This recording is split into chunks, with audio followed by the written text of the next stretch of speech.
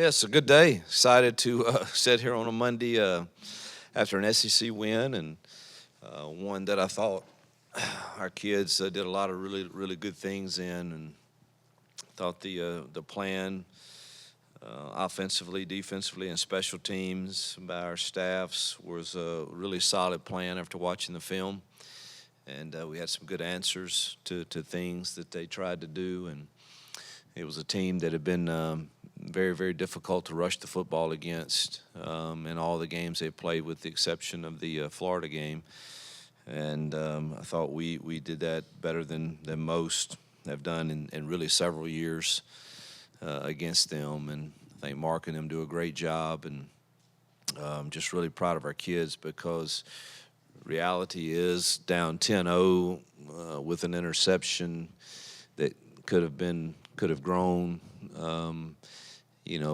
A lot of teams, after going through the disappointments we've gone through in losing difficult games this year, could have easily said, "Oh my," and it could have gotten away from us. And our kids chose to fight, and I think it's a testament to the character on this team and what we're trying to build here. So very thankful and pleased with a lot of things that happened in that game. I know that, I thought it was a dominating second half from the start to the finish, with the exception of that one drive when we went up 2 scores. I started thinking, man, what we had totally just stoned them, for like every possession, and then all of a sudden we go up 2 scores, and is this the same team? What are we doing? And then, man, get down there and have the 4 down stops inside the 2 was just so encouraging and exciting. And I don't know if you know, I think there were 6 freshmen on the field for those 4 stops. So a lot to build on there.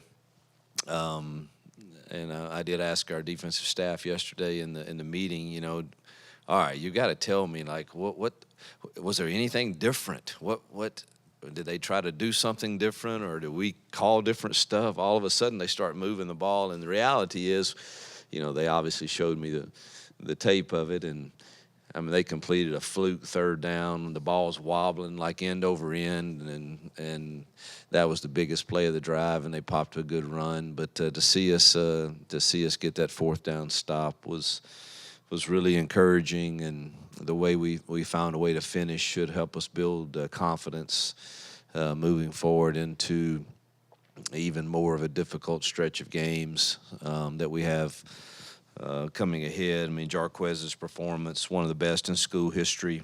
I think it's the most rushing yards against an FBS team in SEC play in history of Auburn, I believe, is what I was just told. I've got some great announcements coming earlier. It was the 4th most in school history, and his second half performance is the best in school history.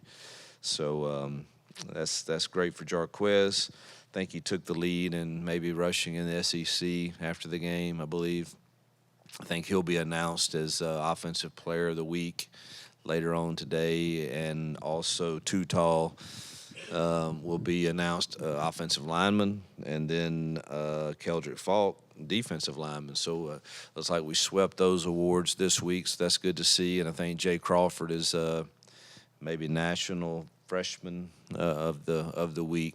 He's getting better and better. So a lot of good things. Obviously excited for our fans. So many made the trip. That was pretty amazing to see.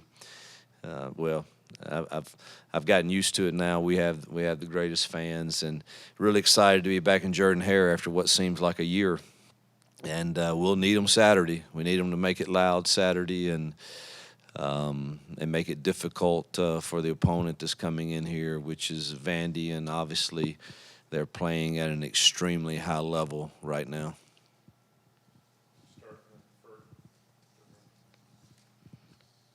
Hugh, you talked about how you guys had more success running the ball than pretty much anybody had against Kentucky. I mean, I know you don't want to give away all the strategy and all that, but what do you think was the difference? Like why you guys were able to be as effective as you were running it against them? Well, the plan was really good, and then our kids executed it. And we've got really good running backs, but our O-line really played one of their better games, and we showed a few different things, but when it came down to it, truthfully, it was more. It wasn't like it was extremely fancy runs. It was mostly inside zones that we just blocked up really well, and then our guys made the first guy miss, and created some explosive runs. So, but it starts up front. The tight ends blocked one of their better games for sure, and our running backs, ran it really, really well. Peyton, when we called upon him to run it, had some nice runs too to kind of get a few first downs here and there. Two quick things. One, I guess just in your past experience, what makes Diego Pavia so hard to play against? And second, you mentioned Jay Crawford being freshman of the week. What have you seen from him this season do you think's made him such a good player as a freshman right away? Well, he's got talent for sure. We knew that, but it's a maturing process of learning how to practice and how to focus on the technique that you need with every given call. And we're still not perfect at that by any means, playing so many young kids and even our older kids. I mean, but he's getting better and better each week with, all right, man, I've got to play outside tip right here, or I've got to play inside tip here, or I need to play off here, or I need to play press bail here. All of that stuff's moving really, really fast for a freshman with the hundreds of different calls that you make. And then not to just mention the number of calls, but the call is based on, well, what do they come out in? And, we got to change that. I mean, they're in a tight formation. That totally changes the call. And man, there's a lot of moving parts for those young kids, and he's just he's getting more used to the game and more used to the system, and you combine that with his talent, and he's getting better. And then to answer number one, I'm sick of seeing that quarterback. I've had enough of him, and what a competitor he is, and the job that Clark Lee and his staff have done there, man, to be in the games and have a chance to win all the games they're playing against the nation's elite is just so impressive. And I don't know, what year is this for Clark? Third or fourth? Fourth year. I do think it speaks to, and I know nobody likes to hear this, but man, good coaches, which there's no bad ones in this league. I mean, you get time to really establish your culture and your locker room and people that believe in your system.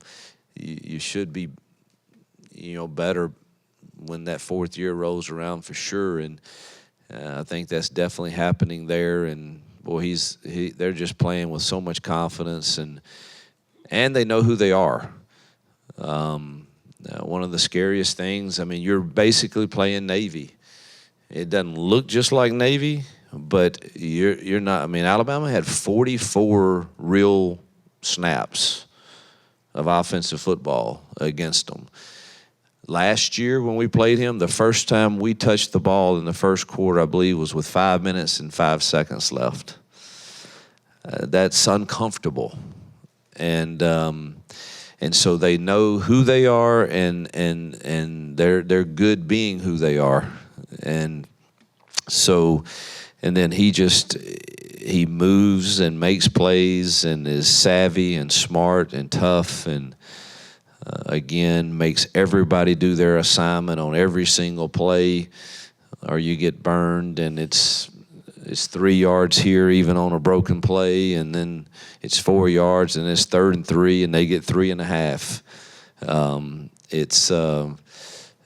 And a lot of it's, due to their system, which they're very well coached. And, they got my offensive line coach there from Liberty. He was with me at Liberty, Coach Klanakis, and he's doing a heck of a job. He's one heck of a coach, and he's doing a great job with their offensive line in the run game. And have respect for Jerry Keel for sure, and Tim Beck, and obviously Clark, I think, is one of the best head coaches in the game. as important as field position is, I believe it's 3 straight games where your opening kickoff return is a penalty and you're starting 90 Did you see plus. my reaction on that this time? Yeah. Me and Tanner had a discussion on that one. But I mean, is it something that almost makes you think, all right, we're just gonna take. I've the ball, begged get it to him. 25. Yeah, it was no more of that after that one, I assure you. We're not doing that anymore. If I have to start another possession inside the 25 because we have a penalty on a return, I think I'm going to I'm going to lose it now. You that has to stop. And how much does that affect your script and? Oh, everything. Everything. It affects everything. You just and then it usually affects the next possession because you're going to put your defense about midfield, and that's where their first 10 points came from. So it's just we can't keep offensively. I don't know where we've got to be one of the top in the nation on fewest penalties.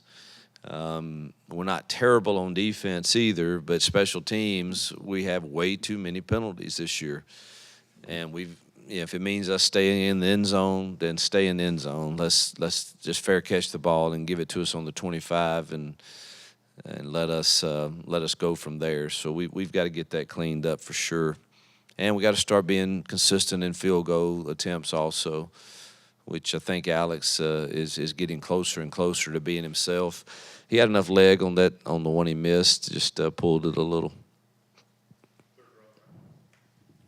But we had 2 penalties. We lost field position on the punt return. Keontae returned the punt to midfield, and we start on the 8. So I mean, those in these games, those are critical. Hugh, a lot of pictures and videos of players and staff, and even you with just seemed like relief Saturday after you walk away with first SEC win. Is that the sense Saturday night and even coming into this week? It's like, all right, we got the one, and then the back half of the season's kind of wide open? To answer relief, yes. It's just I said this last week, and I mean it. I've just never experienced a season where every single game that I want to phrase this right so people don't misquote me or whatever, but every single game that we had a legitimate chance to win. You've watched them. We had legitimate chances to win like every game we've been in. Maybe not Georgia, but I think that one would have been really close too had we not given up that score right before half on that fluke, whoever he was throwing it to, and because we came out and we stopped them and then we scored, and the score would have been 10-7 us. And I'd love to have seen that, but but every other one we had a legitimate chance to win. And I'm not saying that we should have won them or we're better, but we had a legitimate chance to win those, and not a single one went our way. And then some of the ways they ended were just like gut punches, and like we just haven't learned how to win yet. And so I told them at halftime it was time for them to experience what it's like to find a way to win, and that's where the joy came from. Truthfully, is. Again, I just mentioned how many freshmen we were playing on that last drive there defensively, and so it was the joy came from seeing them get to experience what it's like to finish a game.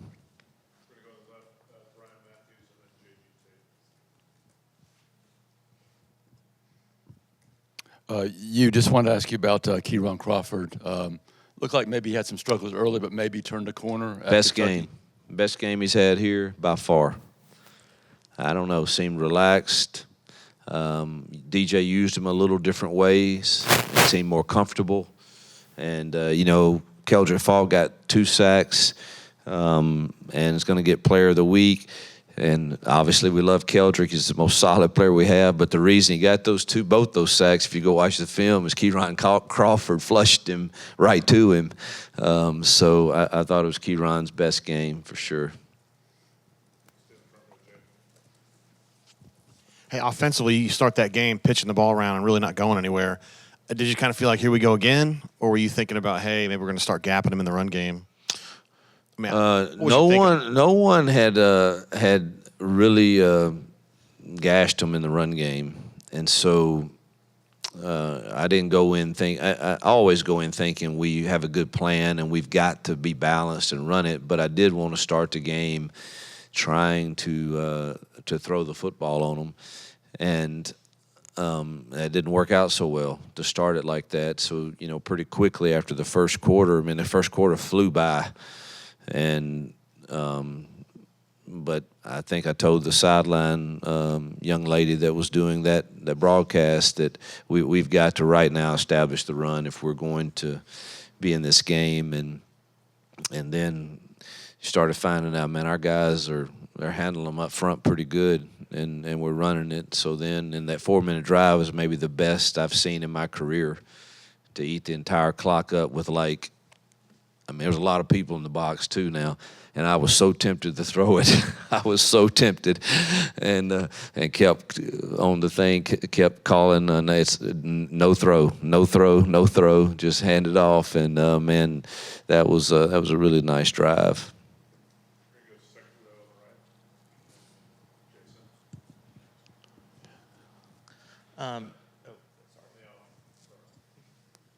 Coach, solid performance from Peyton. Still some instances there where there might have been a lack of situational awareness from him.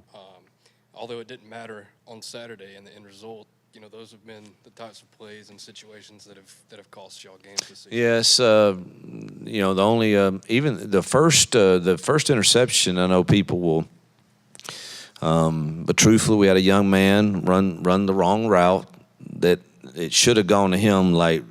Peyton's wanting to deliver it to Malcolm right now on the snap, and he ran the wrong route, and which is Malcolm. I just love him, man. He's going to be a phenomenal player, but he's still learning. And had he run the right route, the ball would have been out, and he came back to his progression and was a little late to it. And then I thought the guy running the progression should have shaved that route back to him. And so that was kind of iffy, so I'm not too upset over that one. And then outside of that, the only play that I thought, he short-armed that first throw to Jarquez too, so those two. But the one right before half is the only one that is just, he can't do that. And we just talked through it on the headset. We have no timeouts. It has to go out of the end zone. And we have to handle those situations better, and he knows that. And but it just that is, we can't operate like that. And so I'm gonna meet with him today actually, and I created a special place on my call sheet for whatever he wants to make sure he throws it out of bounds or a touchdown. We're gonna call it something for that 15-second play that where and they played off coverage. There was nobody going to be open, so just let it fly. He'll learn from it. I don't expect that to happen again, but that was a frustrating end to the second quarter for sure. You talked about offensive line, just having too tall healthy, and then Braden Joyner kind of getting in there, Dylan back. Do you feel like this is the five that have kind of gelled together maybe for the first time all season? Well, you've got a small sample size, but from the sample size that we have, you got to say yes. We weren't perfect. They never will be with all the looks you see and all the movements you see. We still don't protect extremely well. Particularly shockingly, it's more in our max protection stuff. That we're not protecting as well. So we had, I think it was 2 or 3 sacks. So that's too many. We've got to get rid of those. And but that unit played really solid, and so I'd have to say from the one game sample size that it was our best performance. The starts for the offense have been shaky on the first drive of every SEC game. What do you think the key is to just, start better or start without a 3-and-out against Vanderbilt? Yeah, I don't know. That's it feels like we've had a penalty on every kickoff that put us back at like the 8-yard line for one thing, but that's what it feels like. But I'm certain we could call better things and have a better plan. But I do think what you just said is that first drive against Vandy is pretty critical because you may not get many, and we better have a dang good plan.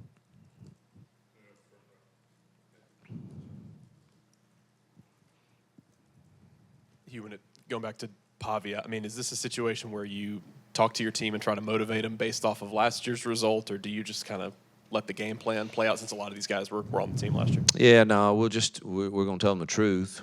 We got some good cut-ups from their team. They play extremely hard, extra effort.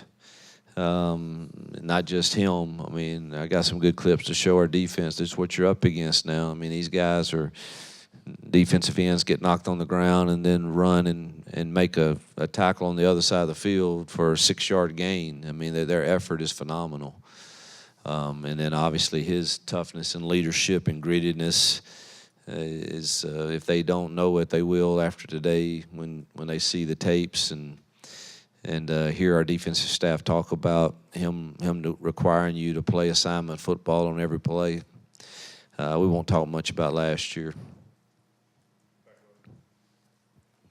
Hey, Coach. After Saturday's game, several players compared you to Michael Jordan, calling the victory your flu game. You know, kind of They what said what now? I said. They compared you to Michael Jordan, calling the victory your flu game. Kind of with everything going on prior to kickoff. What kind of went to that decision to coach? I'm just glad they had fun with it, and it did make me feel better for sure.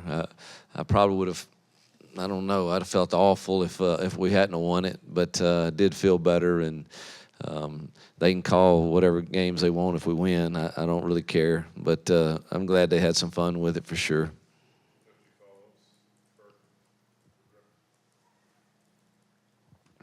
Hugh, I want to ask you about Dorian. You guys pick him up in the portal this offseason. He had a monster game this past week. He's had a really good season so far. Just what has he brought to y'all at defense, that linebacker spot? Maturity. Guy studies film all the time, has a list of questions for the defensive staff every day about what he sees. And, I mean, he has great IQ, great football knowledge, great leader, great kid. He's what you want in a Mike linebacker for sure. And we need people to follow him. Riddick's going to be really good, DJ Barber, and it's good that they can see how he prepares.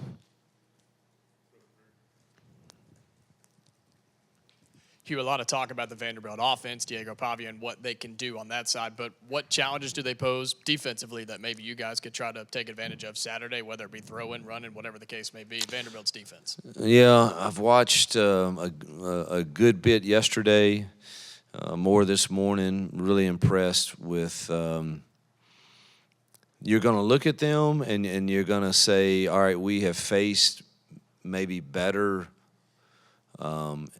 metric, size, weight, speed, whatever, and some, and then you watch the tape and you're like, these dudes are never out of position, and they tackle well, and they're physical, and they play with an extra sense and an extra motor, and it's then that you say, man, this is a tall challenge, and I think Clark's back calling it, and are definitely heavily involved, and he's that's his forte, and he's done a really nice job against some of the.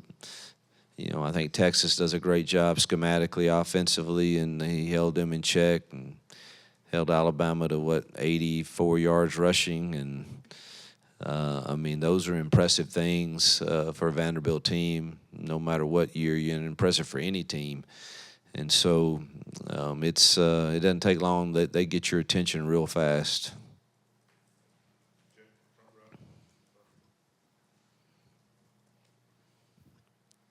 Hey, Hugh, as far as Keontae Scott goes, he didn't play on defense, I don't think, the other day. Is Yeah. that an injury thing, or is he just been passed out? He tweaked his ankle Wednesday, and things were going pretty well, and just felt like, man, let's try to get him healthy for the stretch run. That was it. Yeah, He did. He did. Felt like good enough to do that, but just didn't get the reps in the scheme. It happened right at the beginning of practice Wednesday, and so he missed all of Wednesday and Thursday reps. And it's just a lot going on back there, and we were playing pretty solid. And I think they decided it was just best let's stay with the rotation we had. They only had to play 52 snaps, I think, of real football, so. Didn't tax them too much.